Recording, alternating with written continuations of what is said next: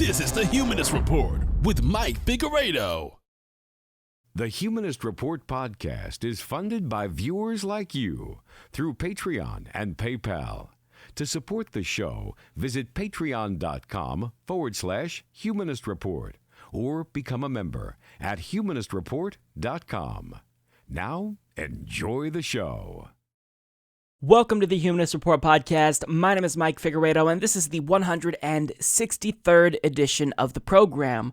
Today is October 11th, and before we start the show, I want to take a moment to thank all of our newest Patreon and PayPal contributors, all of which signed up just this last week to support us, and that includes Brent P., Daniel Luna Leon, Edward Ferrante, John Dorsey, Jose Manuel Almanza Jr., Ken Regal, Kevin Athern, and Michael Crawford. So thank you so much to all of these kind people. If you'd also like to sign up to support the show, you can visit humanistreport.com/support or check out patreon.com/humanistreport. So on today's episode, first, we'll talk about the fallout regarding the confirmation of Brett Kavanaugh to the Supreme Court, including Donald Trump's apology to Kavanaugh on behalf of the nation. Mitch McConnell finally gets called out for his hypocrisy, and he didn't take it too well. Alexandria Ocasio-Cortez shames Chuck Grassley for referring to protesters as, quote, a mob. Sean Hannity wants to insulate people in power even more from the peasants. Susan Collins is angry about the grassroots momentum that's building against her 2020 re-election campaign. Ben Shapiro wants to convince you he's pro-life while simultaneously being unapologetically pro-war. We'll talk about his hypocrisy. Additionally, the entire internet industry is teaming up to sue California in an effort to overturn their newly codified net neutrality law.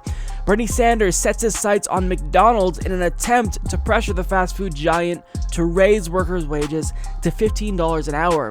A report released by the UN warns us that we only have 12 years to act on climate change in order to avert disaster. So that's what we've got on the agenda for this week. Hopefully you guys will enjoy the episode. Over the course of the last week, Republicans like Donald Trump and Lindsey Graham have been trying to convince you that Brett Kavanaugh is a victim. It's not Christine Blasey Ford who's the real victim, it's actually Brett Kavanaugh.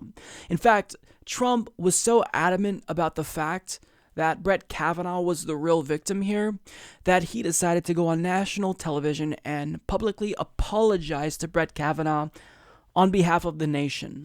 On behalf of our nation, I want to apologize to Brett and the entire Kavanaugh family for the terrible pain and suffering you have been forced to endure.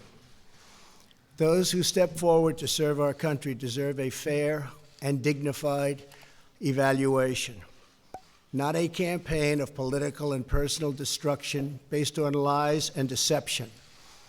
What happened to the Kavanaugh family violates every notion of fairness, decency, and due process. Our country, a man or a woman, must always be presumed innocent unless and until proven guilty. And with that, I must state that you, sir, under historic scrutiny, were proven innocent. Thank you. I mean, I can't help but think, after watching that we are truly in the stupidest timeline. I mean, this is just... I don't know how else to describe this situation. We're witnessing pure madness, folks. Pure madness. Now, first of all, nothing was proven. I don't get why Republicans are trying to equate the confirmation process to a criminal trial. This wasn't a criminal trial. There were no charges against Brett Kavanaugh. This was a job interview, essentially, and if he wanted to clear his name, well, maybe he should have unequivocally stated his support for an FBI investigation, which is something that an innocent person would likely do. But instead, he dodged questions about whether or not he'd support that, and when we finally got an FBI investigation, President Donald Trump placed limits on the FBI, so it couldn't do much, and then we learned that he actually allowed them to expand the investigation, only to later find out that regardless if that was true, the FBI still didn't really do much. They didn't speak with key witnesses like Christine Blasey Ford and Kavanaugh himself. And when the results were finally released, even United States senators only had 5 minutes each to look at one physical copy of the FBI's report. So absolutely nothing was proven. This was not a criminal trial. There were no charges that a prosecutor filed against Brett Kavanaugh. A jury didn't rule that he's innocent and acquit him. This was not a trial. This was a job interview, an interview for a promotion more specifically. And if you think he was treated poorly, and he's the true victim here, well, for a victim, turned out pretty well for him, right? Because he's now sitting on the Supreme Court as we speak. Now, to be fair, you can argue that maybe it was the case that Brett Kavanaugh was proven innocent in the court of public opinion, but even that isn't really correct because most Americans oppose Kavanaugh's confirmation, and a majority of the country believes that Christine Blasey Ford is credible. So even by that standard, his innocence was not proven. But the most outrageous part, I think, about all of this is that as Trump sat there and apologized to Kavanaugh and painted him as the victim and talked about how his life was ruined by these accusations, well, it's still the case that Christine Blasey Ford is not able to return home due to death threats that she's still receiving from people that buy into this notion that Brett Kavanaugh is the real victim here. And my question is whether or not Donald Trump is also going to apologize to Christine Blasey Ford. I mean, after all, it was Donald Trump himself that called her allegations credible just a week ago. I thought her testimony was very compelling, and she looks like a very fine woman to me. Very fine woman. But certainly she was a very credible witness. Well, if she's credible, then why not apologize to her publicly on behalf of the nation as well? For everything that she went through. For everything she's still going through. She literally is unable to return home, and according to her lawyers, she's not going to be able to return home for the foreseeable future because people who support you believe this idea that Brett Kavanaugh is the one who was harmed through all of this. It's not like it was traumatizing for her to relive that experience in front of everyone in the country watching. It's Kavanaugh who's the victim. So are you going to take into account what she's been through and apologize to her? Well, of course not, because after Donald Trump said that she's credible, he went on to mock her at a rally in Mississippi. I had one beer. Well, do you think it was? Nope, it was one beer. Oh, good. How did you get home? I don't remember. How'd you get there? I don't remember. Where is the place? I don't remember. How many years ago was it? I don't know. What neighborhood was it in? I don't know. Where's the house? I don't know. Upstairs, downstairs, where was it? I don't know. But I had one beer. That's the only thing I remember. And a man's life is in tatters. A man's life is shattered. A man's life is shattered. Unbelievable. I think Brett Kavanaugh is going to be okay. Maybe that's a jump, but he's serving on the Supreme Court as we speak. I think he's going to be okay. In actuality, a woman's life was shattered because that woman is still unable to return home. That woman was traumatized and survived an attempted rape. And then she was mocked by the president, only to see that same president who once called her credible days earlier apologize to the man that allegedly tried to rape her. I mean, you want to talk about a life being shattered. Christine Blasey Ford put everything on the line, and that shattered her life. And guess what? She didn't even get justice. I mean, imagine how difficult it would be to admit that on national television. But she did it anyway. She put it on the line so the American people can learn about the true Brett Kavanaugh, and so she'd maybe get justice. But she got nothing out of the situation. She only got punished. And when Donald Trump explained why he thought it was necessary to mock her after calling her credible, well, his reasoning is absolutely absurd. And some people said that you were extremely unkind to Christine Ford. But what was it that got you to pivot from your restraint about her and to fight for Kavanaugh at that point? Well, there were a lot of things happening that weren't correct. They weren't true. And there were a lot of things that were left unsaid. And I thought I had to even the playing field. He had to even the playing field. Yes, because it's about time that men finally have their voices heard in this country.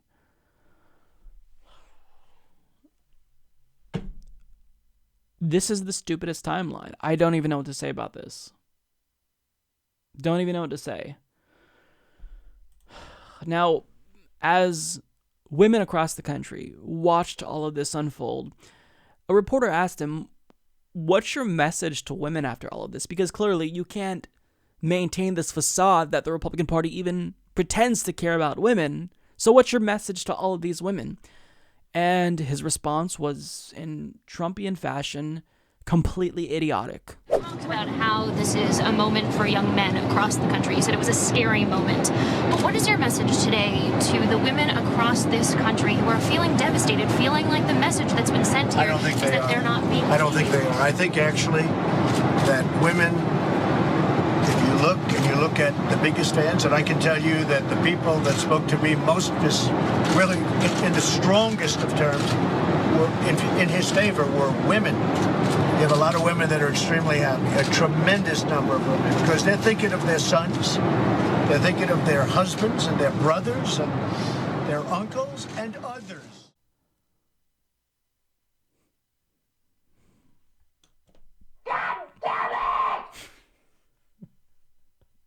That's how I feel whenever I hear Donald Trump.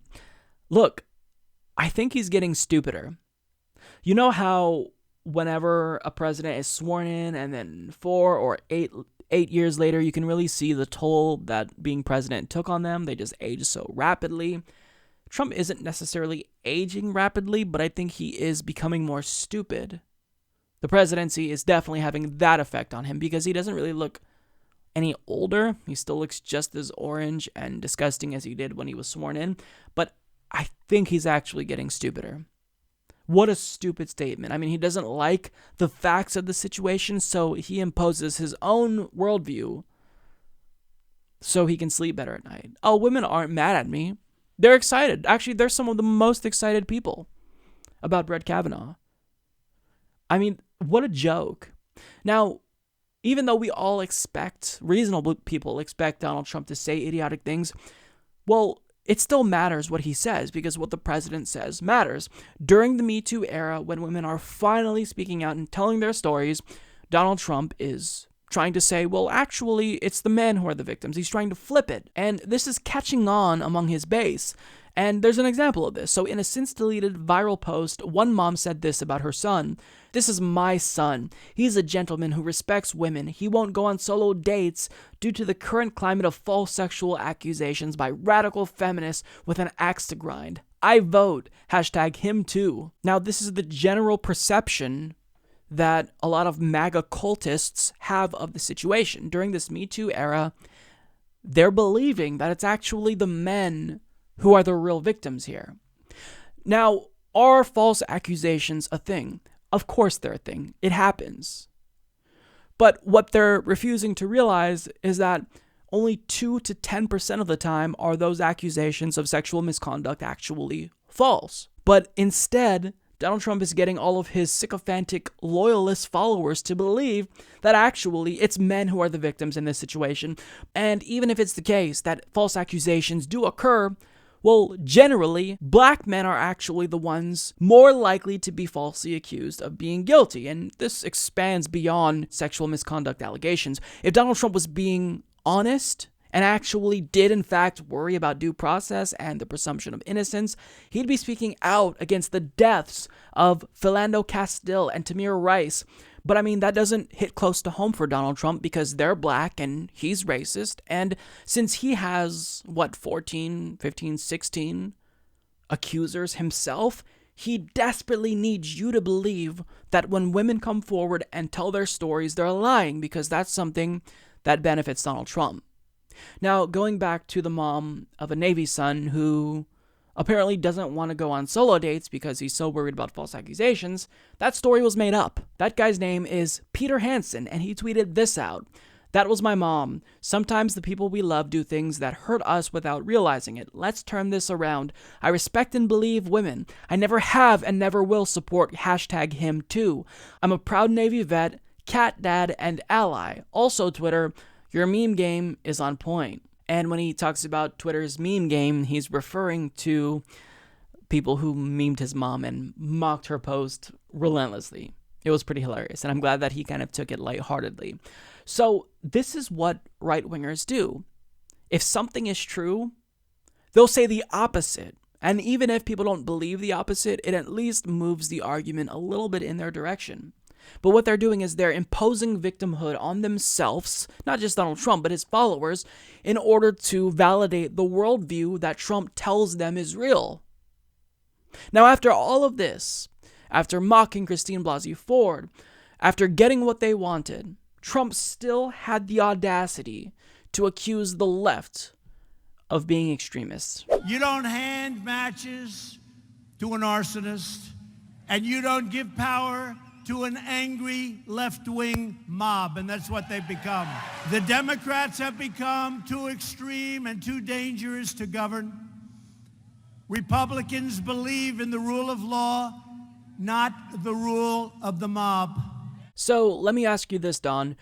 Is the left actually an angry mob, or, according to your conspiracy theory, is the left, who were protesting Kavanaugh, part of an AstroTurf campaign funded by George Soros to make it seem like Brett Kavanaugh and you are more hated by Americans than you are in actuality? I mean, look, this is a conspiracy theory that's convenient for Donald Trump and MAGA cultists because, again, it validates their worldview. They don't care about facts. They don't care about reality. They care about their feelings. They put feelings over facts. So if you're one of the individuals who worship Donald Trump as if he's a god, one of the individuals that called me a cuck or a soy boy, you're never going to be convinced. You're too far gone. If this doesn't show you that Donald Trump and the Republican Party don't care about women, then absolutely nothing will convince you of that. You're too far gone. After Susan Collins was finally finished sucking up as much attention as she possibly could by pretending to be undecided about whether or not she'd vote to confirm Brett Kavanaugh, she then decided to milk the media for a little bit more attention by going on Sunday shows and talking about why she decided to vote for Brett Kavanaugh. But I think she's beginning to learn that not all press is good press, because her indecisiveness is exactly what gave grassroots supporters enough time to raise more than $3.6 million between 100,000 people for her future 2020 opponent. And after she finally announced her decision that she would in fact be voting for Kavanaugh, there were so many people that tried to contribute to her future opponent that she actually crashed CrowdPAC's website. So the people are onto you, Susan. They know that you were just pretending to be undecided, as you always do. I mean, you always pretend to be undecided. Jeff Flake does the same thing. Heidi Heitkamp does the same thing. Joe Manchin does the same thing. But I think that you're kind of a special case in this instance, Susan, because you really went above and beyond to milk it. You gave us a 45-minute speech, and finally, towards the end, after keeping us on the edge of our seats, you admitted that you're going to, unsurprisingly, do what you always do: vote along party lines. So I'm tired of her.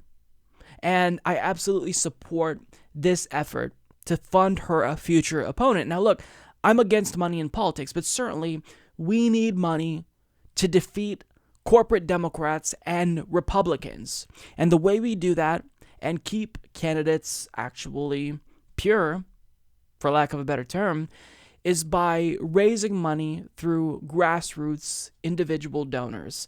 And that's exactly what this is. So I absolutely support this initiative. However, Susan Collins, she is not happy about this. In fact, in an interview with CBS, she actually said that these voters who are funding her future opponent, well, they're committing a quid pro quo, and this is tantamount to bribery, insinuating that this might actually be illegal. This is a classic quid pro quo as defined in our bribery laws.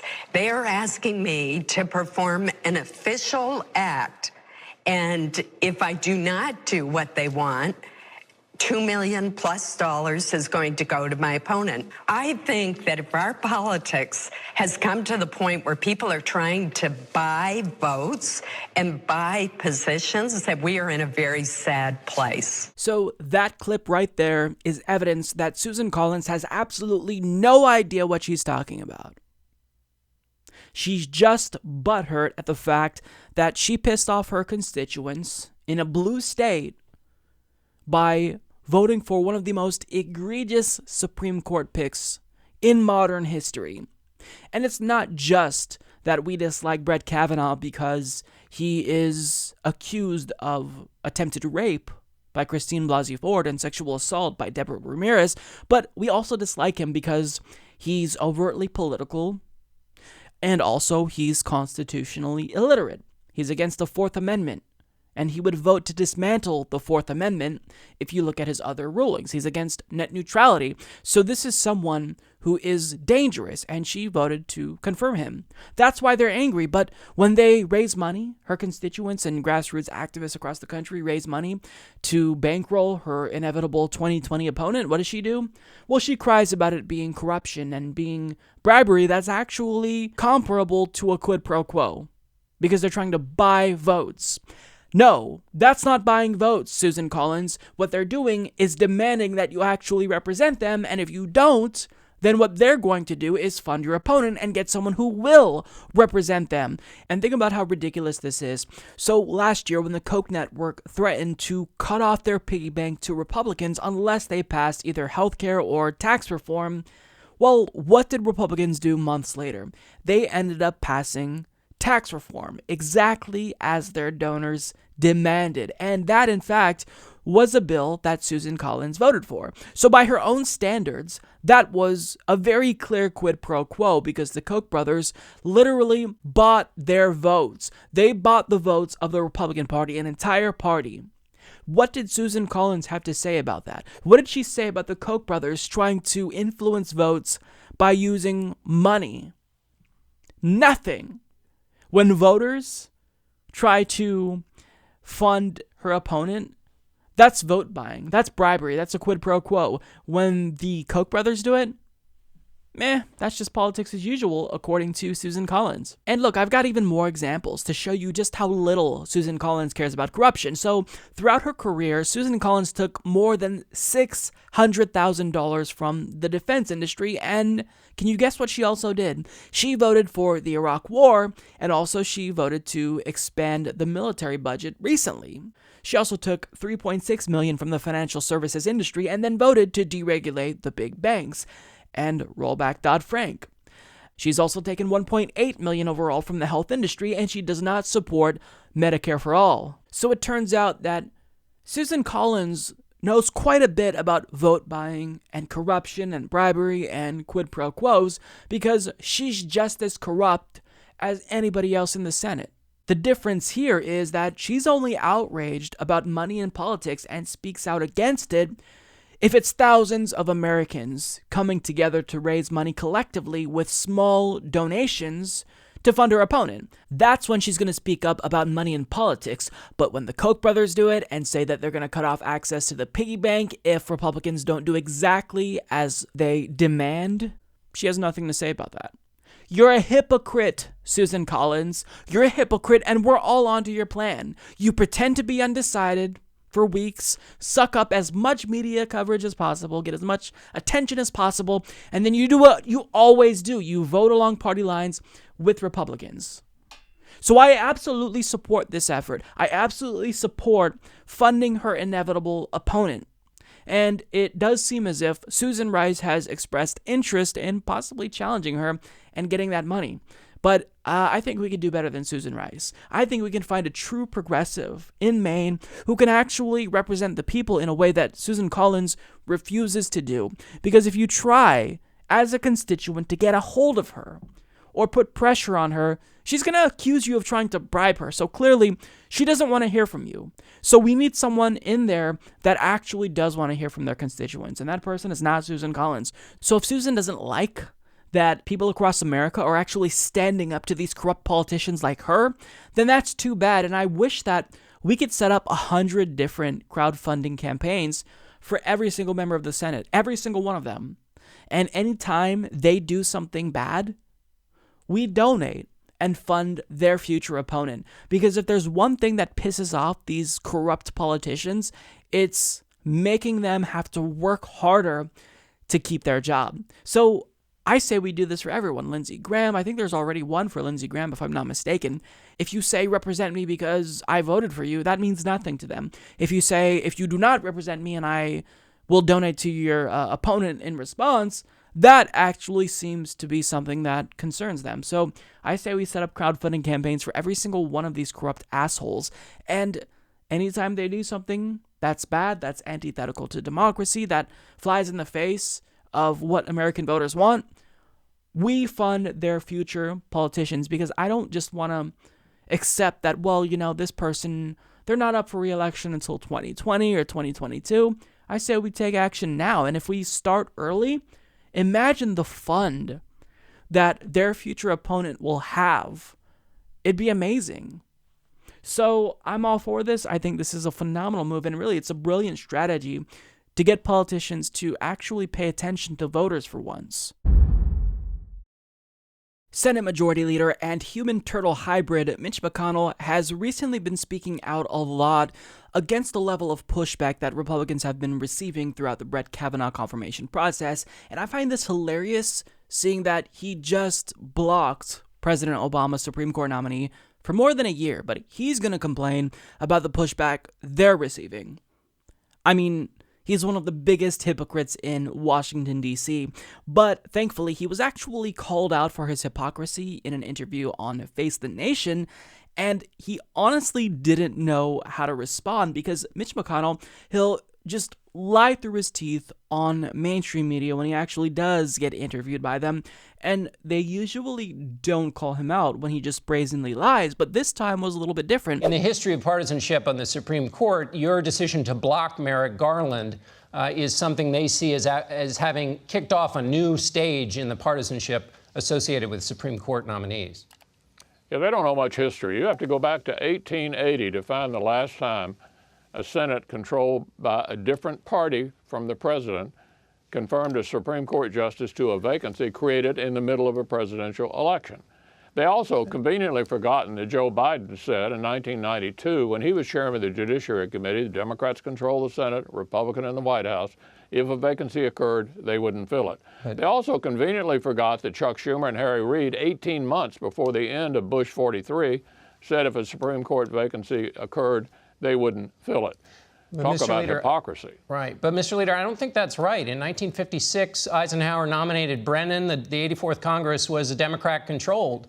And also on the Biden rule, Joe Biden was talking in the abstract. There was no nominee was blocked. And he said to not have the nomination come up before the election, but that it could come up after the election. And so what Democrats say when they hear you doing this is they say he's creating new rules to essentially do what he wants to do. And as you've written in your book, The Long Game, when you do that, it actually hurts democracy. Yeah, well, that's not at all what happened, John. You're completely misconstruing what happened. What I gave you is the history of this. I know the history of this. I've spent a lot of time on this throughout my career. What I did was entirely consistent with what the history of the Senate's been in that situation going back to 1880. Well, I think the 1956 example, and also in 1968, later in the election cycle, when a Democratic president put somebody forward, the Republican leader worked with him to get that person a hearing and get him towards the Supreme Court, which is not something that you did. A vote at the time. Then there was a Democrat. Then there was a Democrat in the White House and a Democratic Senate. But the Republican leader at the time tried to help the Democratic president.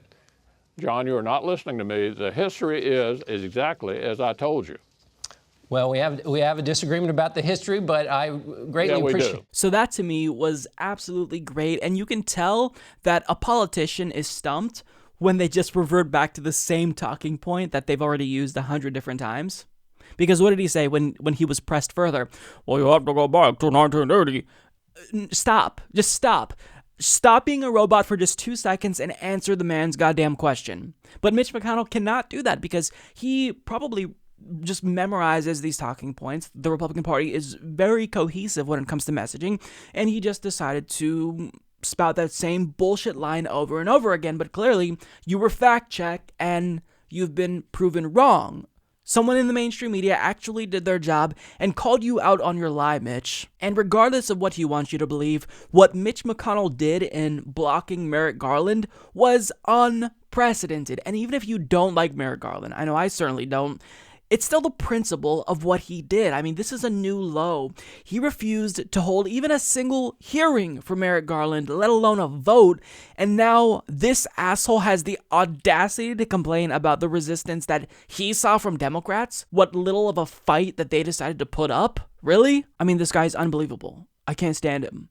Now, what he did, regardless of what he wants you to believe, is create a brand new standard. If there's an election year and a Supreme Court vacancy becomes open, sorry, we can't fill that seat until after the election.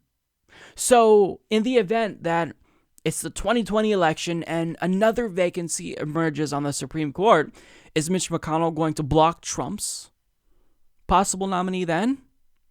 Well, he was asked this very question on Fox News, of all places, and his answer was really telling. When you blocked Merrick Garland's nomination from President Obama, you basically said that we don't do this in a presidential election year and that we wait until the election and then whoever the people choose, they get to pick the Supreme Court nominee.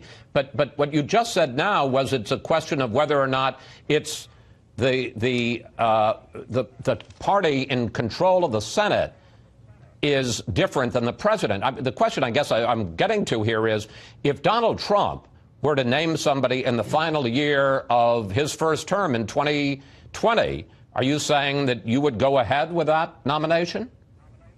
Well, I understand your question, and what I told you was what the history of the Senate has been. You have to go back to 1880 to find the last time a vacancy created in a presidential election year on the Supreme Court was confirmed by a Senate of a different party than the president. That's the history. So if you can't answer my direct question, are you saying that if Donald Trump... The answer to your question is we'll see whether there's a vacancy in 2020.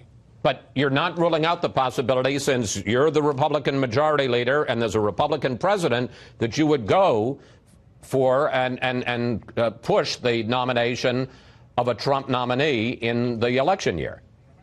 What I'm telling you is the history is you have to go back to 1880 to find the last time a Senate controlled by a party different from the president filled a vacancy on the Supreme Court that was created in the middle of a presidential election year. That's been the history. I swear to God, if I hear Mitch McConnell utter the words, "You have to go all the way back to 1880," I'm going to lose my shit. I hate how politicians, they have to stick to the same scripted line over and over and over and over. And if you ask them a follow-up question, they just say the same thing. Answer the fucking question. So essentially, he tried to dodge that question and be evasive, but when it comes to whether or not Mitch McConnell would, in fact, hold hearings and ultimately vote for a Supreme Court nominee in 2020 for Donald Trump, his answer was really telling in not answering. You're damn right he'd do that. But the question is, well, how would he justify that? If he previously said, look, we're not going to hold votes or even hearings for Supreme Court nominees until the American people have made their voices heard. We're not going to do this during election years. How would he justify it? Well, by moving the goalpost. Now, what he's saying is that, well, I actually only meant that you don't fill the court if there's a vacancy, if there's a different party in charge of the Senate. But if it's the same party that's in charge of the Senate as the president, well, then it's perfectly acceptable to fill that seat. So in the event there's a vacancy in 2020 and Trump names a new nominee for the Supreme Court, yes, we will vote on it because, well, we're part of the same party. So obviously, he's a liar. And by trying to create this standard that, oh, we can't nominate someone during election years, clearly he's gaslighting Americans, because even he doesn't buy into that, because he's already trying to twist himself into a pretzel and do mental gymnastics to justify what may be another Supreme Court nominee for Donald Trump. So understand that they've made it very clear, Mitch McConnell, has made it clear that their party is going to play as dirty as they possibly can in order to get their Supreme Court nominees through. So what does that mean for the next Democratic administration? They've got to be dirtier. When they go low, you can't go high. You've got to go lower, because these are individuals who are ruthless and they're willing to do whatever they possibly can to make sure that they secure that majority on the Supreme Court. So when the next Democratic Party president is elected, that individual has got to be adamant that we move forward with a court packing plan. You add 5 more Supreme Court justices and make sure that they're all liberal. The Constitution does not stipulate the number of justices that are supposed to be on the court.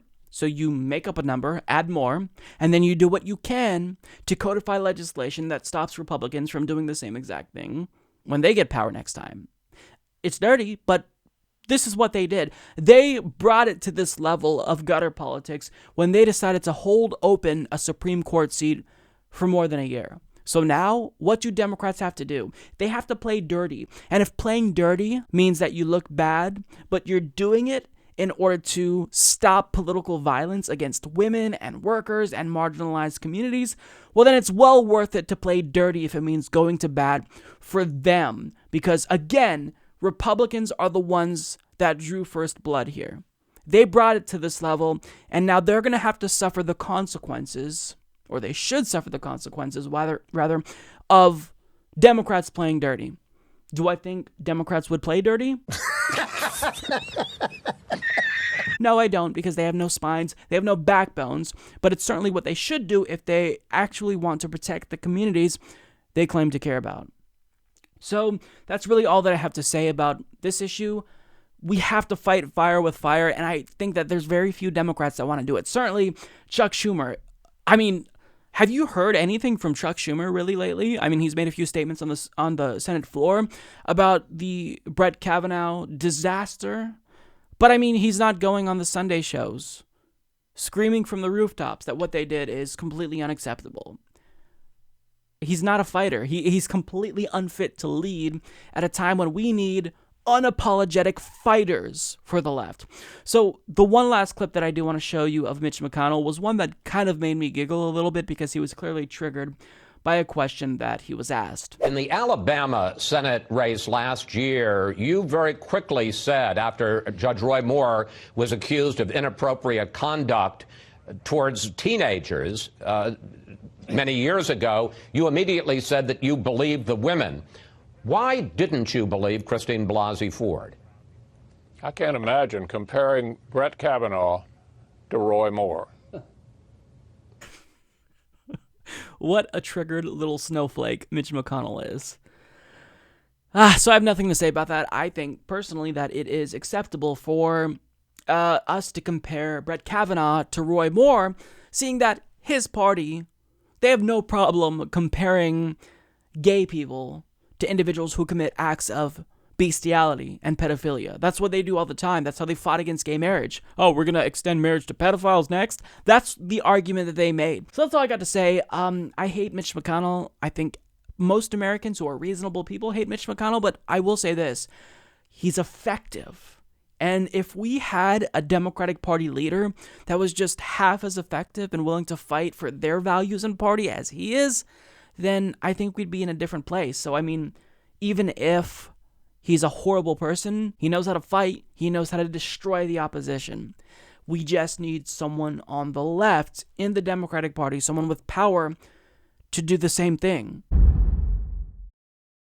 Individuals with social media accounts have probably realized that conservatives lately have been more insufferable than usual because they've been doing a victory lap over the course of the last week in celebration of Brett Kavanaugh being confirmed to the Supreme Court. Now, part of this is them just being excited that his confirmation triggers the libs, because that's really a driving motivator for a lot of people who support right-wing policy and Donald Trump and individuals like Brett Kavanaugh.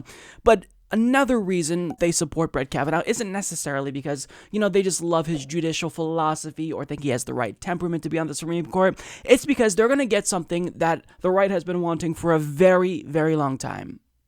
an overturning of Roe v. Wade. And just sit back and think for a minute. In the event Brett Kavanaugh was that vote that struck down Roe v. Wade, could you imagine how quickly states would act?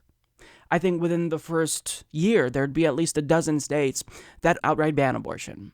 They're doing what they can to restrict access to safe and legal abortions, and in the event they finally get what they want, I think we're going to see the policy repercussions of that almost immediately. Now, part of the celebration isn't just from your conservative racist uncles, it's from actual lawmakers like Steve King, who tweeted out a picture of an adorable baby with the caption, "Soon, babies like this little angel will be protected in the womb by law." Now, what assumptions do you think are embedded in that tweet? One, obviously, is that abortion is tantamount to baby killing, and two, it's that conservatives care about babies like that. Liberals, we're all cold-hearted, we don't give a shit about babies, we're all for baby killing, we're pro-baby killing. That's essentially what he wants you to believe. That's the moral argument that he's making, and he's using that picture to prime you to think about abortion in a less nuanced way, to get you to believe that any woman who does have abortion has in fact committed an atrocity that is akin to murder. That's exactly what he wants you to think, and it's not just lawmakers like Steve King.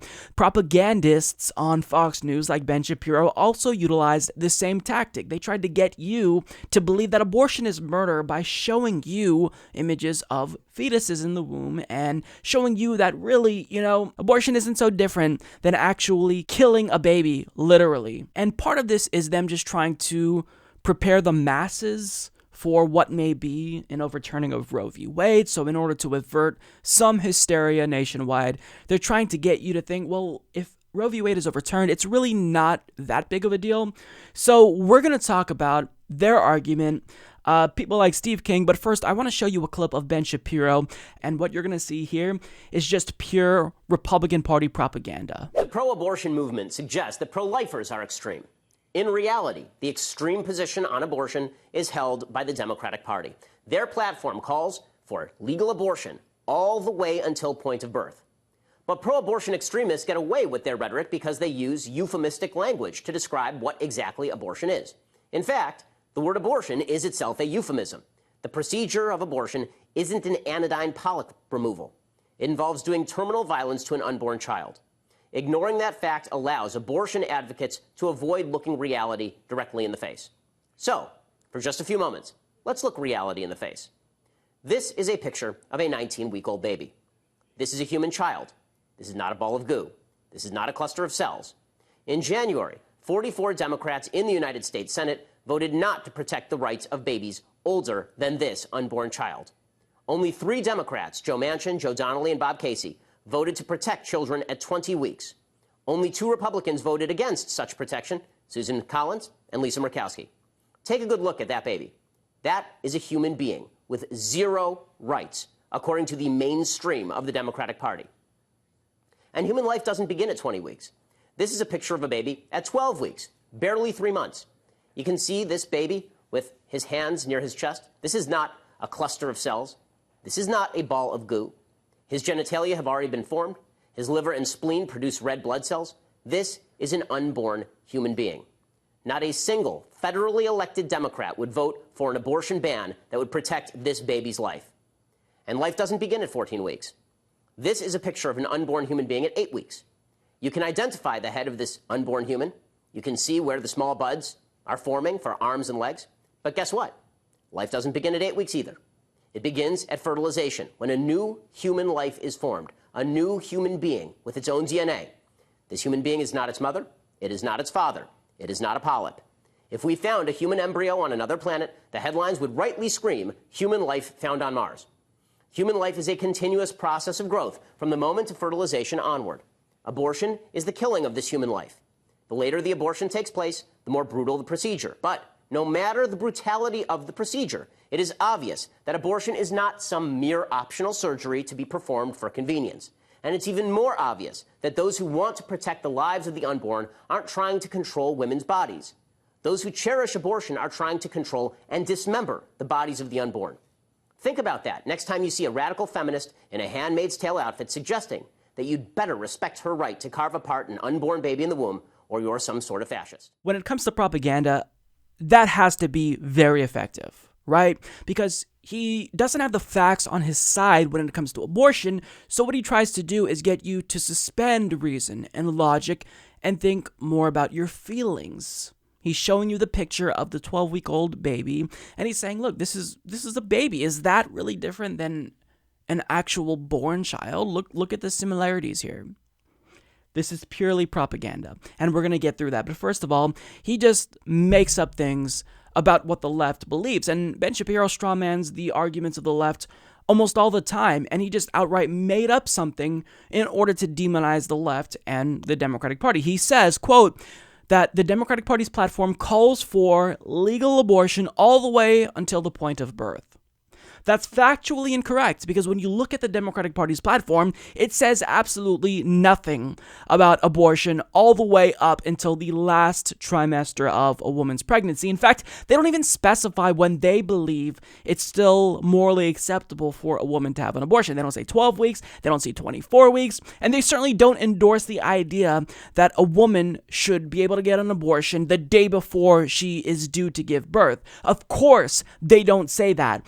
Ben Shapiro made that up. And if Ben Shapiro heard me make that argument, he'd probably say, well, what about the abortion, or the Democrats, rather, that support late-term abortions? Well, first of all, if a Democrat or any liberal or progressive has indicated support for late-term abortions, begrudgingly so, it was probably because the life of the mother was at stake. So if it comes down to a doctor telling a mother, it's you or the baby, you have to pick, well, that Democrat is doing what a reasonable person would do in saying, I think that obviously the mother should be allowed to make that difficult choice that I couldn't imagine I would make if I were in that situation. So we're simply saying that we want to empower women to make that choice and not say, well, if it comes down to, the woman or the baby's got to survive and the mom's got to die. How can you say that it's reasonable for the government to impose that decision on someone? It's such a difficult decision. How can you say that? Now, I'm not saying that Ben Shapiro is actually making this argument, but certainly he would rebut my claim about that being untrue by saying that politicians like Barack Obama support late-term abortions. And of course, that's just an intellectually disingenuous point to make, because as usual, we're saying that the mother should be empowered to make that really, really difficult decision. Nobody's pro-abortion. Some people might even, surprisingly, be against abortion personally, but still support someone else's right to have an abortion, because they actually do put facts over feelings, unlike Ben Shapiro. But we'll get to that. I want to get to more of his arguments. He continues by saying pro-abortion extremists get away with their rhetoric because they use euphemistic language to describe what abortion is. Now, first and foremost, think about the language he's using to reframe the debate itself. He's saying that people who support abortion are not pro-choice, they're pro-abortion. And I'm not just arguing based on semantics. Framing really matters, and it's something that Republicans do all the time in order to win over support for their right-wing policies. And what he's doing is he wants you to think people in support of safe and legal abortions are, as he describes it, pro-abortion, pro-baby killing, as they would argue. But let me ask you this, Ben. 57% of Americans support safe and legal abortions. Do you honestly believe that a majority of the country is pro-murder of babies? Do you honestly think that they don't have a nuanced view on this issue? Maybe these people actually support legal abortions because they realize that banning abortion won't necessarily reduce the number of abortions that women have. It would just increase the number of unsafe, illegal abortions that they have. And also, if you really care about reducing the number of abortions, he can use his platform to actually fight the number of abortions that are being had. He could influence lawmakers like Donald Trump to support contraception, expanding access to contraception. But instead, individuals like Ben Shapiro and right-wingers, they don't want to expand access to contraception, which is the one thing that actually would reduce abortions. So I don't even believe that individuals like Steve King or Ben Shapiro are genuinely believing the bullshit they espouse on this, because if they did, they would be doing things, they would be promoting policies that would restrict abortions, or not necessarily restrict abortions, but limit the number of abortions. If you want to stop abortion or limit abortions, you advocate for contraception, but they don't want to do that, which tells you that they're not truly looking to limit the number of abortions. And it's because people like Ben Shapiro, they're propagandists. They have an agenda. And he shows you images of fetuses to tug at your heartstrings. And once he establishes that there's human-like qualities here, he then establishes the precise point where life begins. Once he gets you there, he says life begins at fertilization. And he even makes the point that if we found a human embryo on another planet, headlines would rightly scream human life found on Mars. Now, think of how odd that argument is. Because if we found any life on Mars, we would be over the moon. If we found a flower on Mars, we would all collectively lose our minds. If we found a gnat flying around on Mars, it would be absolutely a huge discovery. But does that mean that that wouldn't stop Ben Shapiro from swatting those motherfuckers away from his face or out of his food on Earth? Of course not. So he's trying to make a value judgment in a really strange and, quite frankly, counterintuitive way. And eventually, he gets to the point in this segment where he just drops all the innuendo and he just outright says what he thinks. He says, abortion is the killing of this human life. The later the abortion takes place, the more brutal the procedure. So if aborting a 12-week-old fetus is brutal, but killing a 20-week-old fetus is even more brutal, then fully developed human beings and children must be the ultimate sin when they're killed for Ben Shapiro, as they not only feel pain, unlike fetuses before 20 weeks, but they're actually aware of their existence and want to live. So I'm assuming that Ben Shapiro cares the most about children and adults, right? Seeing that he has repeatedly referred to himself as someone who's, quote, pro-life. So when you actually accept Ben Shapiro's argument and you take it to the next logical conclusion, you make that jump, then clearly if aborting a fetus is awful, then killing a fully formed adult or child has got to be the worst thing imaginable. It's got to be at the top of Ben Shapiro's priorities. So I take it he speaks out against war all the time, right? If he's pro-life like he claims he is, then he's not going to pick and choose. He's going to be consistently pro-life and speak out in favor of all lives that are lost unnecessarily and arbitrarily, right? Well, let's look at a particular war. Let's just look at Afghanistan, for argument's sake.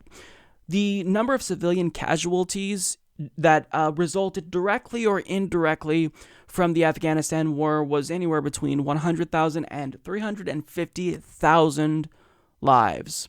Did Ben Shapiro scream at the top of his lungs that this is unacceptable, this is murder? Actually, no. This is what pro-life Ben Shapiro said about the Afghanistan war. Quote, enemy civilian casualties, okay by me, and here's what he says specifically.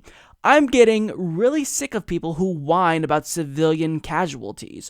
Maybe I'm a hard-hearted guy, but when I see in the newspapers that civilians in Afghanistan or the West Bank were killed by American or Israeli troops, I don't really care. In fact, I would rather that the good guys use the Air Force to kill the bad guys, even if that means some civilians get killed along the way. One American soldier is worth far more than an Afghan civilian. This is the guy who's trying to convince us that he's pro-life? Ben Shapiro does not give a flying fuck about life. The only reason why he is against abortion is because he knows that this is a wedge issue that consistently keeps evangelicals loyal to the Republican Party, and seeing that he's a Republican Party propagandist, then he's going to really try to hit home the point that abortion is murder. Abortion is murder, and murder is bad. But if murder is bad, then why doesn't he care? He literally said he doesn't care about civilian casualties. In fact, the title of his article says, civilian casualties are okay by me. That's the guy who we're supposed to believe cares about life? What did Ben Shapiro say about the bomb that we gave to Saudi Arabia that hit a school bus and killed children in Yemen? What did he say about that? Is that not an abomination to individuals like Steve King or Ben Shapiro? Now, look, I know what you're going to say. That article was published in 2002, but it's still up on Town Hall's website. He hasn't taken it down, and he is still writing articles for Town Hall. He writes these opinion pieces, and you'd think that if he moved away from that position and wanted to repudiate that view, that he would delete that article, but it's still up. It's still getting clicks. He doesn't care about life. He's not pro-life. And when you call individuals like Ben Shapiro and Steve King pro-life, then you are buying into their propagandist framing, because people who are pro-war cannot be pro-life. Being pro-war and unapologetically in support of wars like Afghanistan, Iraq, that's antithetical to being pro-life. People like Ben Shapiro and Steve King don't care about life at all. Once life is born, they don't care about giving that life dignity or civil rights or civil liberties. They don't care if that life dies in wars. They don't care. These are not individuals who are pro-life. Calling them pro-life is the biggest joke ever. Now, if you actually are one of the few individuals in the country that is consistent on this issue, and you still are personally, morally against abortion, but you're also equally, if not more, outraged about war, then I feel you. That's fine. I actually can respect that position.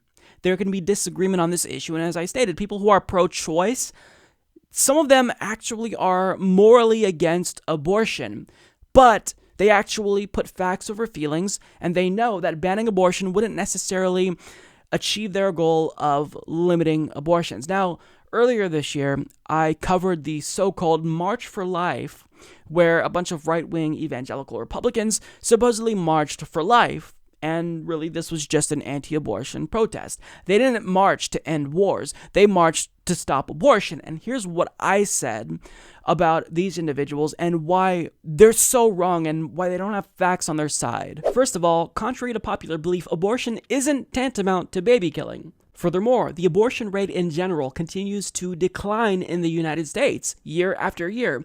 But for the few abortions that do occur, over 90% of them happen fewer than 13 weeks into pregnancies, which is the pre-gestation period. And just over 1% of abortions are performed after 21 weeks. Now note that states do not offer abortions to women if they are within the 22 to 24 week period of their pregnancy. Additionally, nearly a fifth of abortions are medically necessary, and on the moral side of things, if you think abortions are immoral because fetuses may have the ability to feel pain, well, the Royal College of Obstetricians and Gynecologists found that a fetus can't actually feel pain before 24 weeks, and the University of California found that they actually aren't able to feel pain until 28 weeks. And these are all statistics that are provided by the Guttmacher Institute, and if they're not convincing to you, that's perfectly fine, because if you still are against abortions, if you're morally opposed to abortions, that's fine. But there is one tried and true method that absolutely reduces the number of abortions: contraception. Greater access to contraception not only reduces teen pregnancy, but it also is much more effective at reducing abortion than prohibitive laws. And as The Intercept's Saeed Jalani explains, participants of the March for Life know exactly how to reduce abortions.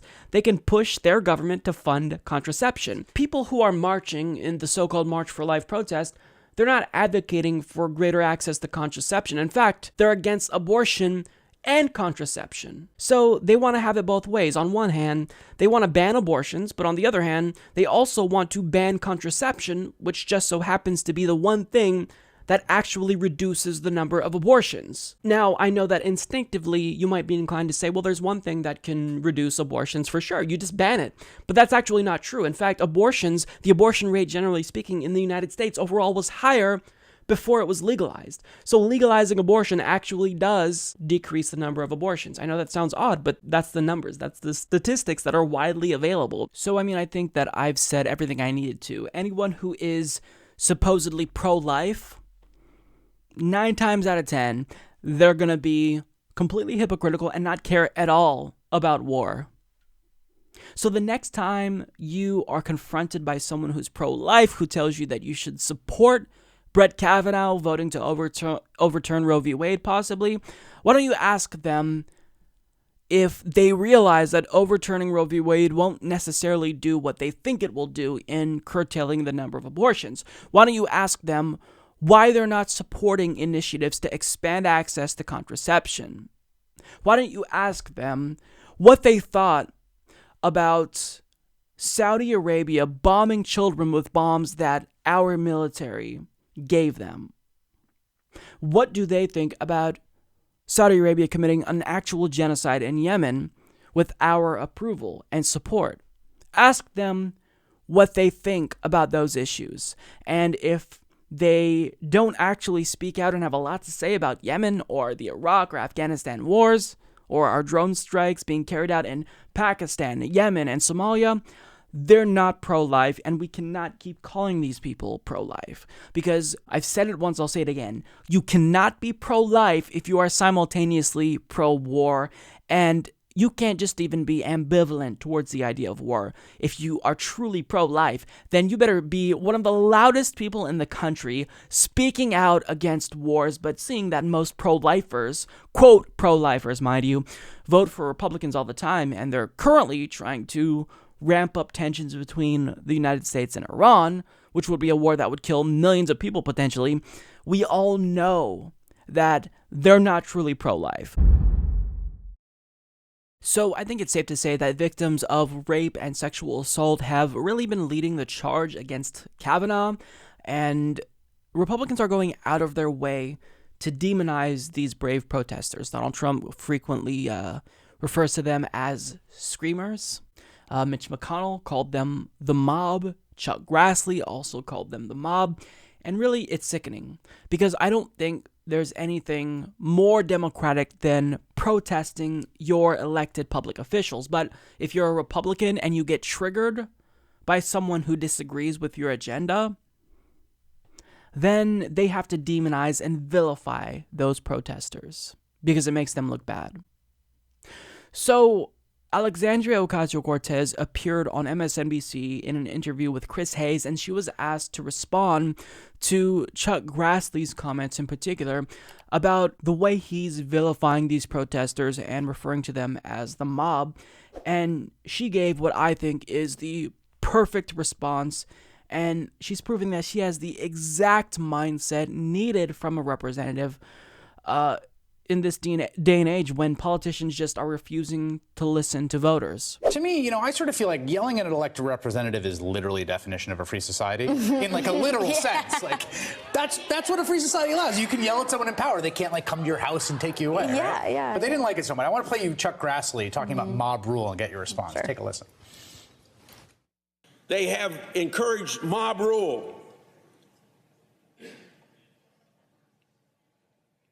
When you hear things about get in their face, bother people at every restaurant where you can find a cabinet member, these are coming from public service that ought to set an example of civility in American society. And it's been made worse by what has happened to Judge Kavanaugh. I hope we can say no to mob rule by voting to confirm Judge Kavanaugh. No to mob rule.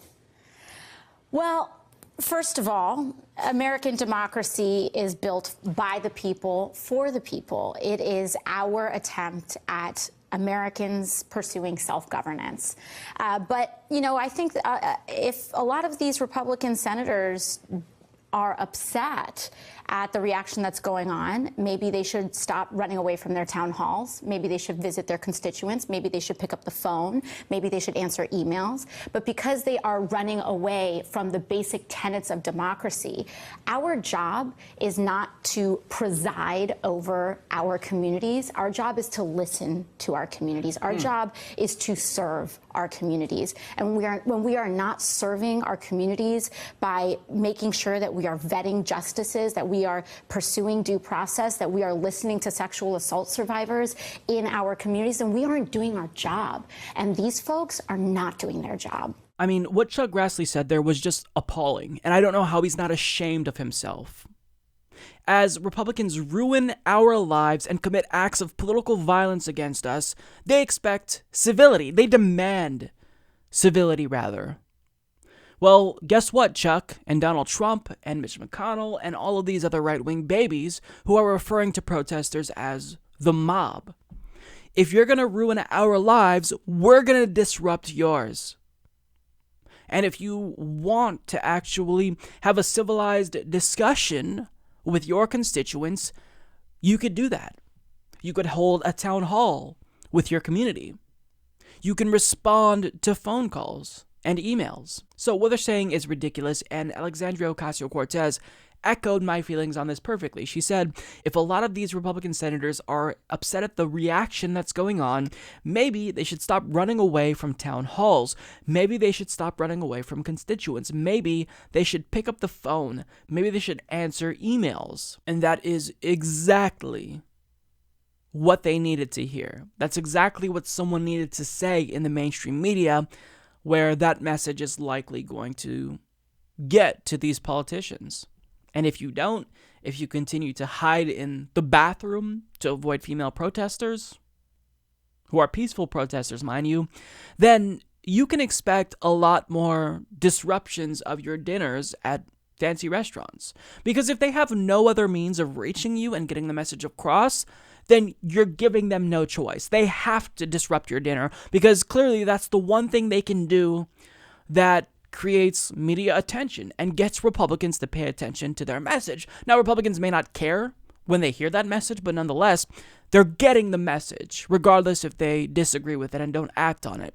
But I think the thing that irritates me the most about all of these Republicans who are trying to demonize and vilify all of these protesters is that, first of all, you're demonizing people who are doing what democracy entitles them to, protesting. As Chris Hayes said at the start of the clip, protesting and yelling at your elected officials is only one of the most American things that you can do. It's as American as apple pie.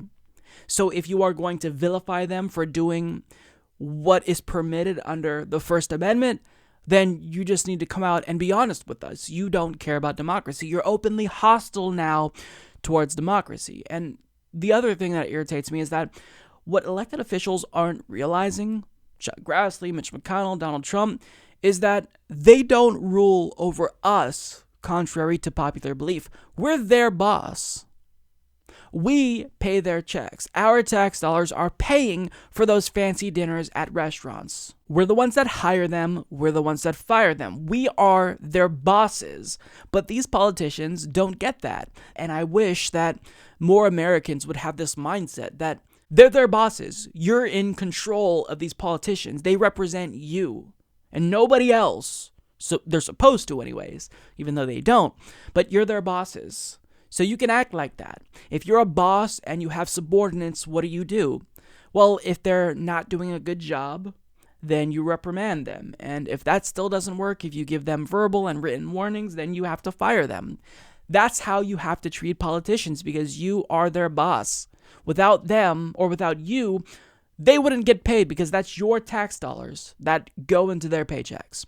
Now, Alexandria Ocasio-Cortez in this next clip talks about what's needed from representatives, and she is proving that she is really going to be a phenomenal representative because the way that she engages with constituents, I mean, the difference between someone like her and Chuck Grassley really is night and day.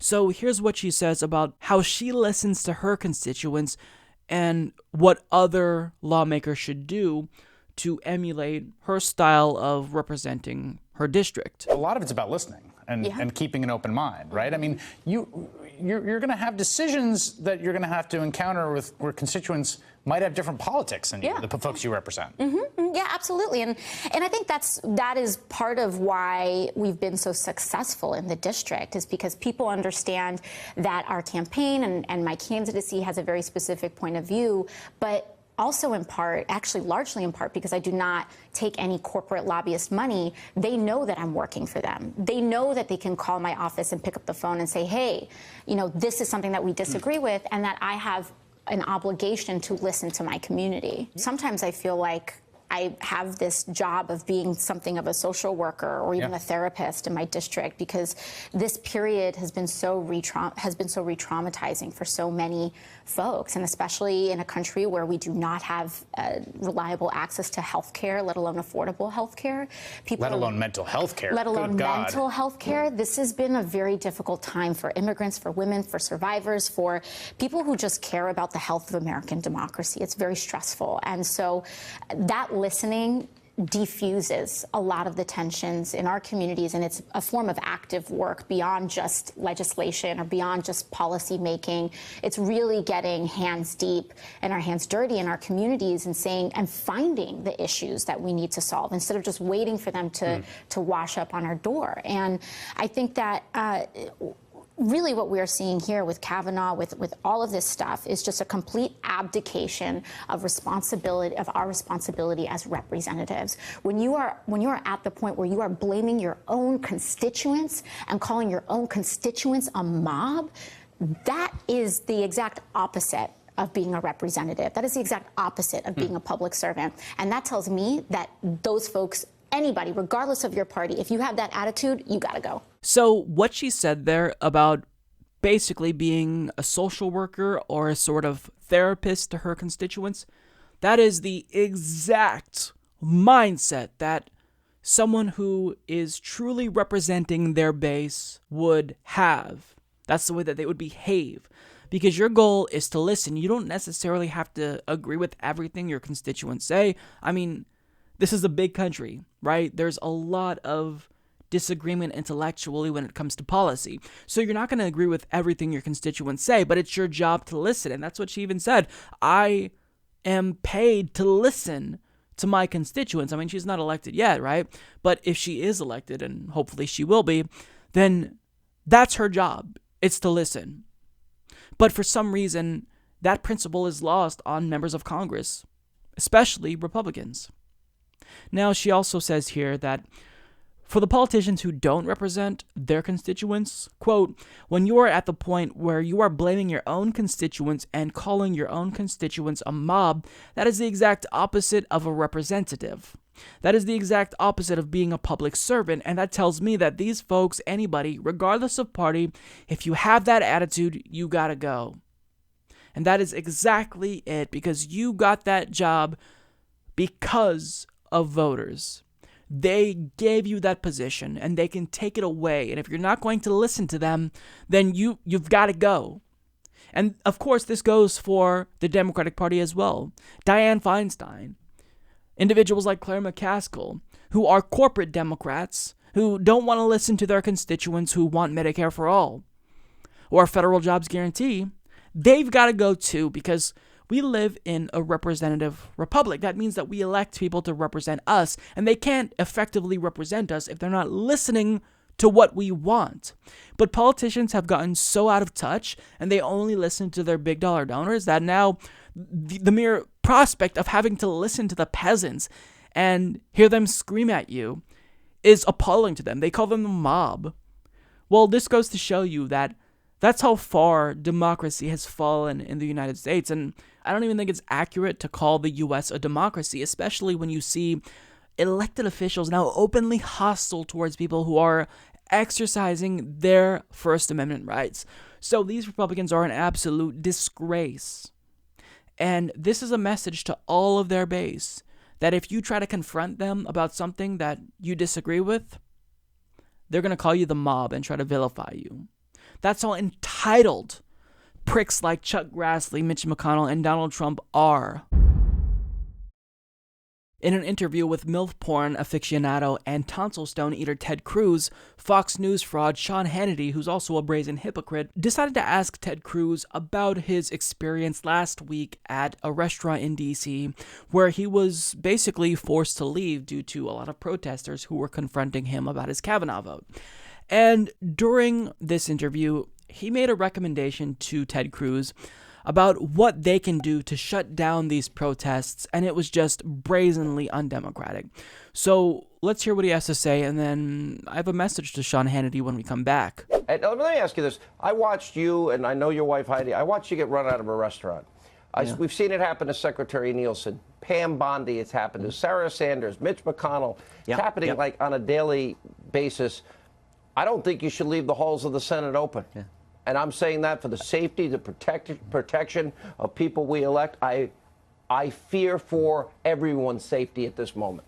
There are a lot of senators who are having that conversation. You know, Monday night, Heidi was up in D.C., and the two of us went out about 9 o'clock at night to do a date night, just the two of us. We don't get to do that very often. We showed up at a restaurant that we love. It's a delightful restaurant. Unfortunately, somehow the protesters were there waiting for us as we walked in. They surrounded us. They screamed at us. They basically shut down the restaurant, and they made it impossible to have dinner. And so Heidi and I got up to leave. They blocked her from getting out. When we left the restaurant, you know, this actually has not been reported, but we left the restaurant, we went out the door and around a back alley, and this mob of about 15 screaming leftist protesters chased Heidi and me down the alley, screaming and yelling at us. A waiter from the restaurant let us in the back door to the kitchen, and we took shelter in the kitchen with this screaming mob outside. Now, I'll tell you a happy ending to that. So about 10 minutes later, the police arrived and they removed the protesters. And I asked Heidi, I said, okay, well, what do you want to do now? Do you want to go somewhere else? What do you want to do? And she said, no, I like this restaurant. Let's go have date night. So we went back through the kitchen, sat down at the same table, and we had a delightful, romantic dinner, just the two of us. So Sean Hannity says that since protesting Republican politicians at restaurants is becoming more common, while he fears for their safety, and as a result, quote, I don't think you should leave the halls of the Senate open. I fear for everyone's safety at this moment. So, in other words, Sean Hannity wants members of the Senate to be even more insulated from the public. It's already the case, mind you, that they don't show up to town halls. They refuse to return phone calls. They don't even answer emails. In fact, you'd be lucky to get an automated response from one of their staffers. And he wants to make sure that these elected officials who are supposed to be responsive to their constituents are even more insulated from the public. And the one place that protesters are still able to reach members of the Senate through the actual halls of the Senate, well, Sean Hannity wants to cut them off from that as well. So let's give Sean Hannity a little crash course in cause and effect. If it's the case that a lack of responsiveness to constituents is what initially catalyzed this phenomenon where they see you at restaurants and they protest you, then what do you think is going to happen, Sean, if you make it even more difficult for constituents to reach their elected officials? Do you honestly think that this is going to reduce the number of dinners being disrupted at restaurants? I mean, you can't honestly believe that. You're only going to make matters worse. The reason why so many dinners are being disrupted, why so many members of the Senate are being shouted at, is because they refuse to listen. So if you take away another means of them being able to protest and get the message across to members of the Senate, well, you're only going to make matters worse. But Sean Hannity doesn't think. He just wants to insulate people in power, and he claims that he's really concerned with, the safety of senators, and generally speaking, I think we all are. We don't want there to be violence. Certainly we believe in civil disobedience, but non-violent methods are absolutely important. But the reason why I don't think he believes in their safety is because when Alex Jones followed Bernie Sanders around an airport and harassed him, Sean Hannity said nothing about that.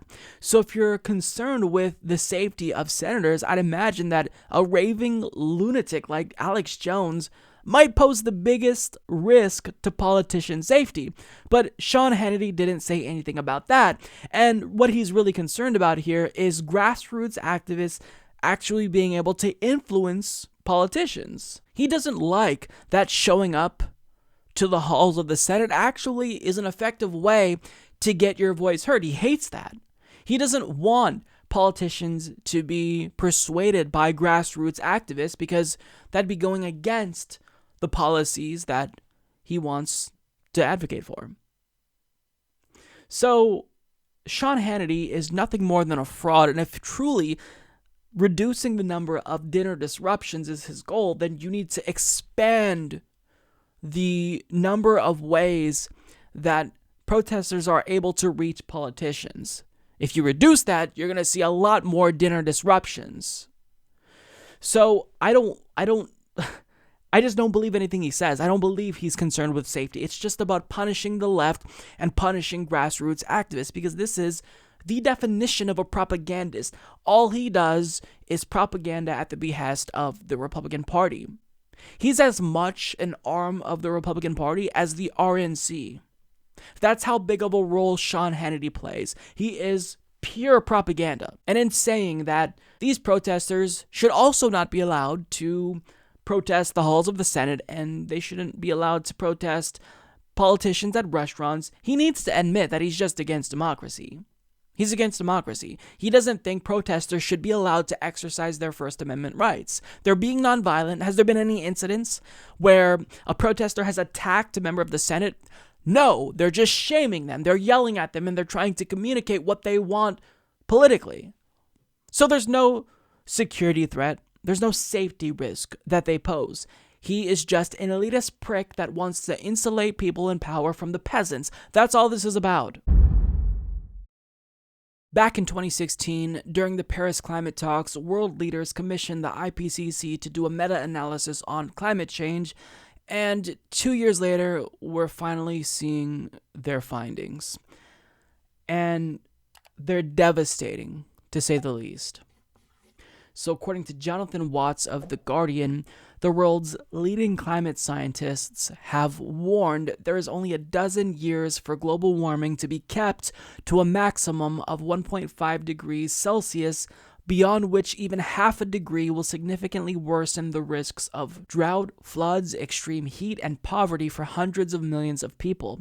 The authors of the landmark report by the UN Intergovernmental Panel on Climate Change released on Monday say urgent and unprecedented changes are needed to reach the target, which they say is affordable and feasible, although it lies at the most ambitious end of the Paris Agreement pledge to keep temperatures between 1.5 and 2 degrees Celsius. The half-degree difference could also prevent corals from being completely eradicated and ease pressure on the Arctic, according to the study, which was launched after approval at a final plenary of all 195 countries in Incheon in South Korea that saw delegates hugging one another, with some in tears. The world is currently 1 degree Celsius warmer than pre-industrial levels, following devastating hurricanes in the United States, record droughts in Cape Town, and forest fires in the Arctic. The IPCC makes clear that climate change is already happening, upgraded its risk warning from previous reports, and warned that every fraction of additional warming would worsen the impact. At 1.5 degrees Celsius, the proportion of the global population exposed to water stress could be 50% lower than at 2 degrees Celsius, and notes food scarcity would be less of a problem, and hundreds of millions fewer people, particularly in poor communities, would be at risk of climate-related poverty. At 2 degrees Celsius, extremely hot days, such as those experienced in the northern hemisphere this summer, would become more severe and common, increasing heat-related deaths and causing more forest fires. But the greatest difference would be to nature. Insects, which are vital for pollination of crops and plants, are almost twice as likely to lose half their habitat at 2 degrees Celsius compared to 1.5 degrees Celsius. Corals would be 99% lost at the higher of the two temperatures, but more than 10% have a chance of surviving if the lower target is reached. Carbon pollution would have to be cut by 45% by 2030, compared with a 20% cut under the 2 degrees Celsius pathway, and come down to 0 by 2050, compared with 2075 for 2 degrees Celsius. This would require carbon prices that are 3 to 4 times higher than for a 2 degrees Celsius target. But the costs of doing nothing would be far higher. So, reading this report sent chills down my spine. This is utterly terrifying. We've got 12 years to get our act together. Will we do it? Unfortunately, it doesn't seem like that's going to be the case, because look, during the Paris Climate Accords, most countries came together, and even if the Paris Climate Agreement did not go far enough, it still was a step in the right direction. But now we're seeing the emergence of right-wing populism and right-wing demagogues across the world, like Donald Trump, who are choosing, unilaterally so, to withdraw from the Paris Climate Accord. And now, far-right lunatic Jair Bolsonaro in Brazil is poised to become the next president, and if he's elected, like Trump, he pledges also to withdraw from the Paris Climate Agreement, and he also has pledged to open up the Amazon rainforest in Brazil to big business at a time when we desperately need to be moving towards reforestation and not deforestation as quickly as possible. So by and large, inhabitants of the world chose a hell of a time to start falling for absolute loony right-wing demagogues like Donald Trump and Jair Bolsonaro. And I don't want to draw, too much of a comparison between Trump and Bolsonaro, because I think that Bolsonaro is more akin to someone like Duterte, according to Glenn Greenwald, who lives in Brazil, because he just would be essentially a dictator. He states that he wants to do extrajudicial killings in Brazil in order to end the country's unrest. So someone like him, it wouldn't just be a disaster for Brazil, it would be a disaster for the world. And he's still facing off against Fernando Haddad, who's more akin to Lula and part of the Workers' Party. But if Bolsonaro wins, like Donald Trump, he's going to pull out of the Paris Climate Agreement. So we've got the United States pulling out, and Jair Bolsonaro potentially doing the same in Brazil if he wins, which I hope he doesn't, but seems like that's going to be the case. So at a time when we need to be doing everything we can to make progress, and we have 12 years left, everyone around the world is falling for right-wing demagogues. And part of it is due to justifiable rage against the establishment who's not representing them. So it's not just the people, it's the establishment who failed the people in all these countries. But this all came at the worst time possible. This literally could be the beginning of the end of humanity, and certainly if humanity is somehow able to survive the worst of what climate change has to offer, the world will never be the same. So I honestly don't know what to say about this. I don't. It's really, really depressing. People born today, I can't even imagine what their golden years, so-called golden years, will be like because of climate change. And as you could tell, I'm not too optimistic that the world will come together and act by 2030. Corporations, they account for 71% of the world's carbon emissions. So, of course, we all have to take matters into our own hands, but even if each citizen does everything they possibly can, we all stop eating meat and fight against factory farming, we stop driving and we rely on public transport, it's still not enough. Corporations are polluting, and the one force that actually can take on corporations is governments around the world. But they're just not willing to do that. So this is really, really depressing. We have a right-wing majority on the Supreme Court that's very solid. So if we get a Democratic president like Bernie Sanders and he passes climate change reform, the court can strike it down. So it's not only that we're not doing anything, we're choosing to not act. Even if we somehow muster the political courage to act, well, our hands are tied. We are fucked as a species. So last week, right after California Governor Jerry Brown signed their state's net neutrality bill into law, just hours later, the Justice Department announced that they'd be suing the state of California in order to overturn that law. And now, the entire internet industry is dogpiling on California in an effort to also get them to overturn their net neutrality law, and they are suing California alongside the Justice Department. So as Heather Kelly of CNN Business reports, The internet industry is suing the state of California over its days-old net neutrality law. The lawsuit filed on Wednesday by major trade groups representing broadband companies is the second major lawsuit filed against the state over the law. The first was brought by the Justice Department. The impending legal battle could drag on for many months, if not longer. Daniel Lyons, an associate professor at Boston College Law School who specializes in telecommunications and internet regulation, told CNN. A lot is riding on the outcome. The California law is considered the most thorough state-level net neutrality legislation yet passed, and other states are expected to use it as a blueprint for their own laws. If California wins in court, it would open the door for those other states to take similar actions. However, the FCC could try to come back with an order to block their efforts again, Lyons said. The industry groups taking part in the new lawsuit represent major companies, including AT&T, Comcast, and Verizon, as well as other cable companies and wireless providers across the U.S. The groups had previously lobbied against the state law. CNN is owned by AT&T. We oppose California's action to regulate internet access because it threatens to negatively affect services for millions of consumers and harm new investment and economic growth. Republican and Democratic administrations time and again have embraced the notion that actions like this are preempted by federal law. The trade groups U.S. Telecom, CTIA, the Wireless Association, the Internet and Television Association, and the American Cable Association said in a statement.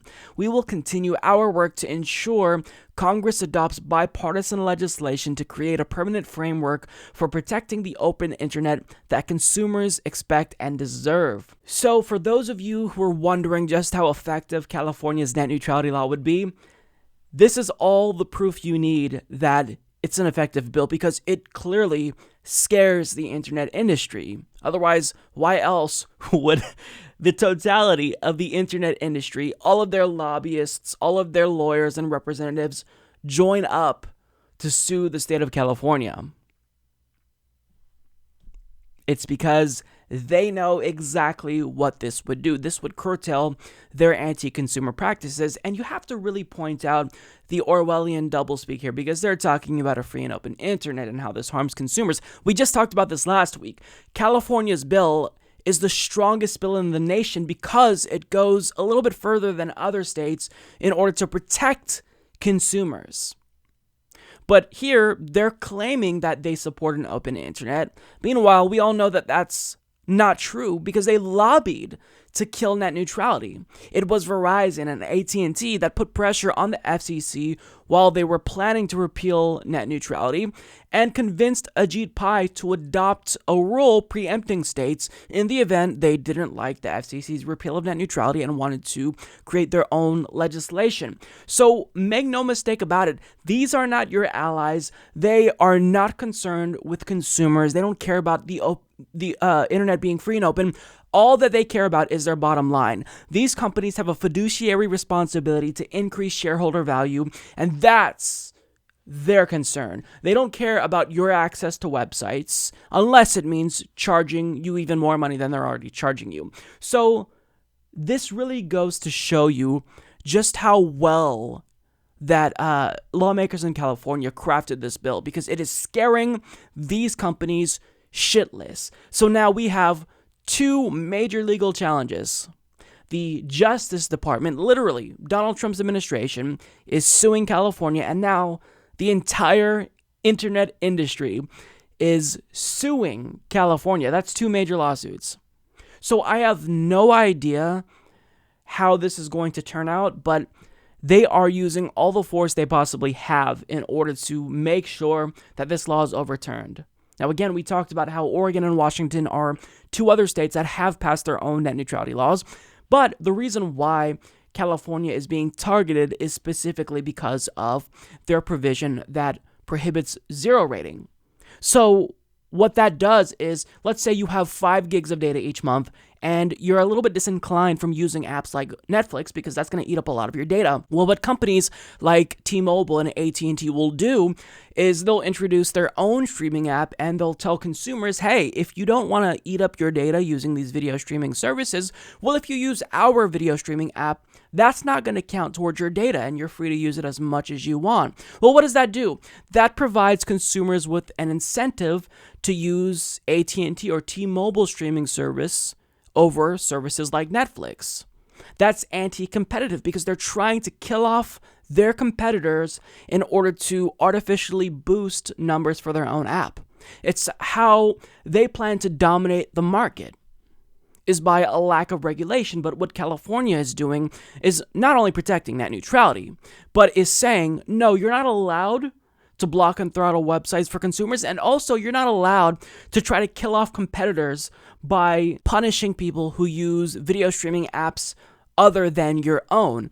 And it's absolutely legislation that is crucial, and it's what the FCC was working towards under the leadership of Tom Wheeler. They were originally planning to tackle zero rating. However, we had a presidential upset, and then Trump got in there and promoted Ajit Pai, and then the rest is history. We all know what happened. Within the first year of him being in charge of the FCC, he repealed net neutrality.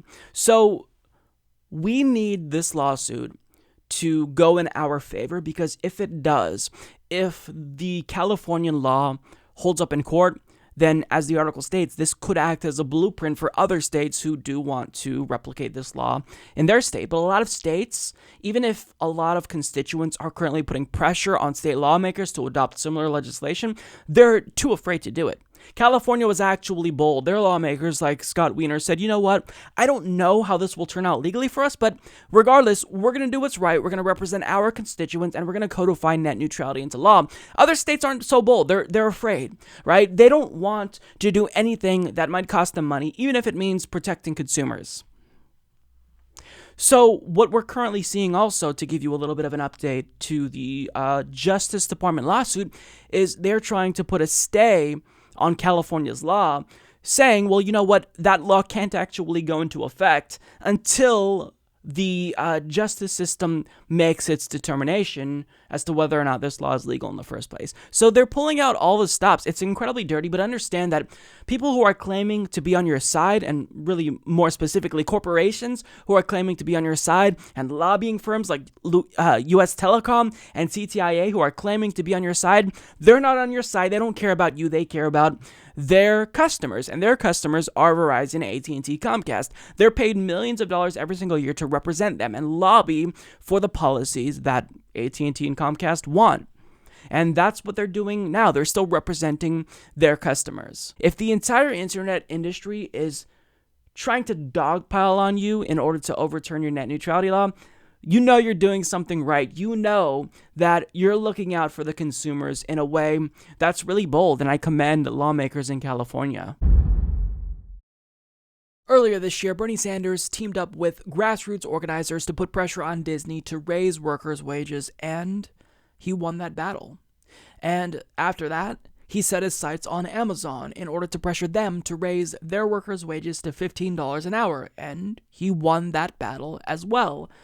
Even if Amazon quickly found other ways to screw over workers by eliminating bonuses. But nonetheless, Bernie Sanders has been targeting companies one by one in order to get them to pay their workers a living wage, and he is now setting his sights on the next company he wants to put pressure on. And that company is McDonald's. So according to Jordan Valinsky of CNN Business, Amazon, check. Disney, check. McDonald's, the fast food chain, is Senator Bernie Sanders' next minimum wage target. He wants McDonald's to give its workers a pay raise to $15 an hour. In a letter to CEO Steve Easterbrook on Thursday, Sanders demanded McDonald's boost workers' paychecks and let workers unionize. Sanders had previously called on Amazon CEO Jeff Bezos to increase the company's minimum wage, and Amazon followed through this week. If McDonald's raised the minimum wage to $15 an hour and respected the constitutional rights of your workers to form a union, it would set an example example for the entire fast food industry to follow, Sanders wrote in a letter addressed to Easterbrook and posted to his Twitter account. Sanders said he talked to McDonald's employees who complained that their current pay makes getting by difficult. He claimed that many McDonald's employees need federal assistance, including food stamps and public housing. He added that McDonald's isn't a poor company. The company made $5.2 billion in profit last year on nearly $23 billion in sales. McDonald's is a healthy business. Revenue has increased recently as McDonald's offered better food and technology, and the stock is up nearly 80% since Easterbrook took over in 2015. So you know that if you are the CEO of McDonald's and you're on the board of McDonald's, you're shitting yourself right now, because when Bernie Sanders targets you, Bernie Sanders wins, because he doesn't just make a Twitter post condemning McDonald's for treating workers like garbage and not paying them enough. He actually follows through and organizes with grassroots protesters in order to put pressure on McDonald's. And this is a strategy that clearly is working, hence why he keeps doing it. If you got Disney to give Disneyland workers a pay raise to $15 an hour and got Amazon to do the same, even if they are finding other ways to screw workers, I still think it's a step in the right direction, but certainly putting pressure on them is the really hard way to do this. If you really want companies to treat workers fairly, you've got to do this with policy. But unfortunately, Republicans are in control of every branch of government, and they refuse to do anything that would benefit workers. And they're just 100% beholden to these large multinational corporations like McDonald's and Walmart. So what Bernie Sanders is doing here is pretty brilliant, because he's using his bully pulpit, what little influence he has over these companies, to let them know if they don't actually raise their workers' wages, we're going to put pressure on you, we're going to shame you, and that might lead to you losing some money in sales, because people who are mindful of the struggle of workers aren't going to want to eat at your restaurant if they're now aware, because of Bernie Sanders, that you're treating your workers like garbage. And I often see an argument from people that say, well, look, these are low-wage workers because they have low-skill jobs. But this is an argument that comes from people who clearly have never worked a day of customer service in their lives, because customer service, it actually does require a special skill to be able to put up with an ungodly amount of bullshit from the public who treats you like dirt, who thinks that you are there to serve them and to kiss their ass, and they can treat you like garbage, they can yell at you and do whatever you want. To be able to put up with that abuse on a daily basis, that does require a special kind of skill, and certain people can't do it. When I worked in the service industry, there were times where I actually went through really deep depressions because it was so difficult putting up with abuse from the public on a daily basis. People just yelling at you for arbitrary reasons and taking out their frustrations with corporate policy on you when you have no power to change that. When these low-wage workers and low-level workers have been fucked over by corporate policies themselves. So to anyone that makes the argument that low-wage workers at McDonald's deserve less than a living wage simply because these jobs don't require any special skills or training, what you're advocating for is these people not being able to support themselves. A McDonald's worker who works 40 hours a week should be able to buy a car, buy an apartment, or rent an apartment, potentially buy a house one day, put themselves through college, support their family. But nowadays, they can't do it. They can barely get by because federally, we're not raising the minimum wage. It's not keeping up with inflation. And these companies are making record profits in part because they are exploiting their employees. And it's absolutely disgusting. It's about time that a politician speaks out. And now that Bernie Sanders has so much popularity after the 2016 election, he's doing what he can to affect change. And it just shows that if you want a true fighter for the people, in 2020, I was going to say 2016, in 2020, you are going to be a fierce and vocal advocate for Bernie Sanders because he's proving to us again that he's never going to stop fighting for workers and average Americans. And I'm hopeful that he can get McDonald's to buckle in the same way he got Bezos to buckle as well. Well, that's all that I've got for you guys. Thank you so much for tuning in if you've made it this far in the program. If you'd like to support us, you can visit humanistreport.com/support, or you can check out patreon.com/humanistreport. I will see you all next week. I hope you guys enjoyed the show. Take care.